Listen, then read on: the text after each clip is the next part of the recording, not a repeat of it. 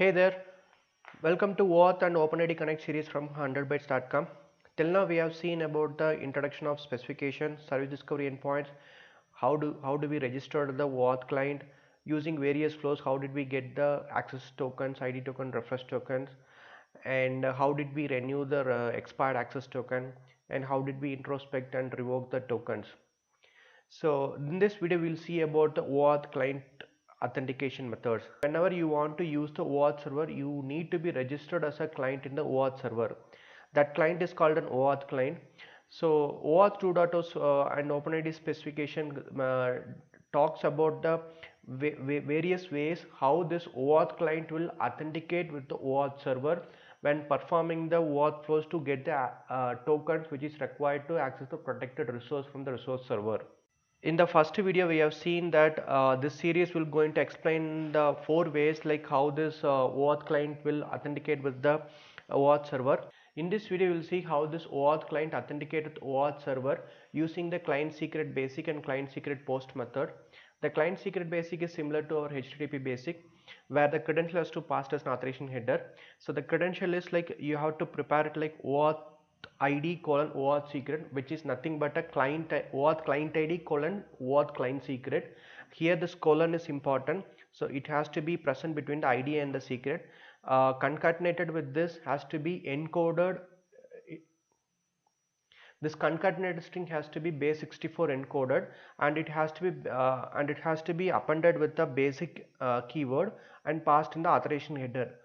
So the corresponding OAuth client has to be registered for client secret basic. The syntax is client underscore secret underscore basic, which has to be put for the token endpoint auth method. Client secret post is like the credential is sent over the post call. Client ID is a OAuth client ID, client secret is a OAuth secret. This has to be put in the post payload, which you make a post call to the OAuth server. So the OAuth server will validate this client and provide the token if everything is valid. And the corresponding client has to be registered as a client underscore secret underscore post. Okay, this is the client I'm using it. You can see this token endpoint auth method is I'm using a client secret basic. The client ID is 2WSTOE. This is a different client than the which we used earlier. But this token endpoint auth method is a client secret basic. Similarly, for the client secret post, the token endpoint auth method is the client secret client underscore secret underscore post. This is the same client which we used earlier videos. Now let's see the demo. In any OAuth server, you want to know whether the corresponding client authentication method is supported or not.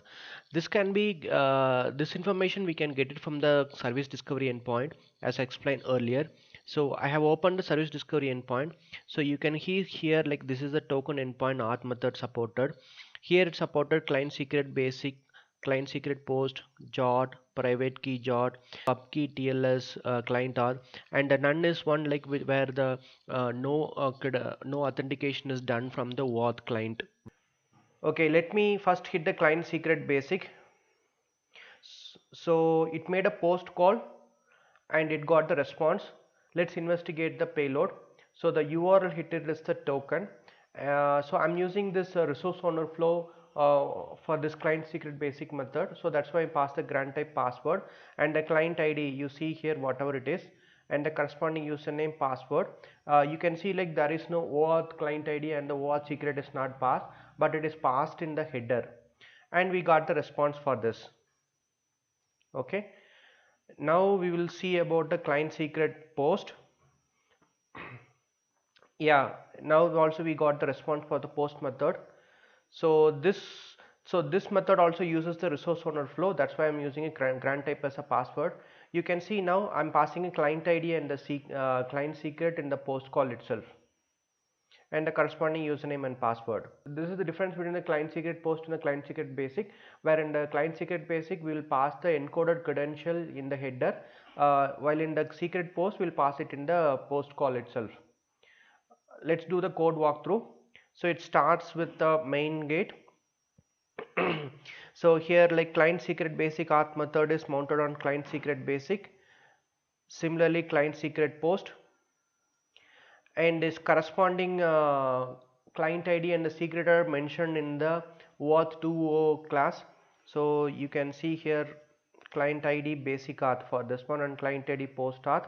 Now we will see the client secret basic auth method. So this is the normal payload for the resource owner flow. So if you see here, this is the way where we build the credential. First we are getting the client ID basic auth colon and a client secret basic auth. So that means client ID colon secret, which we concatenated and encoded as a base 64 encoded one. And we got a encoded credential. So this credential is passed in the as a basic the header, like you see this we passing this is passed as a authorization header, basic space and this credential.